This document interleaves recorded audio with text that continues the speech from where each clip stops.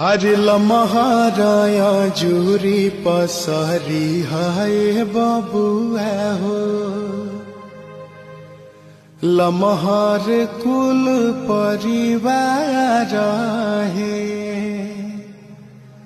लमहर बाटे तहरा पापा जी के नैया हो।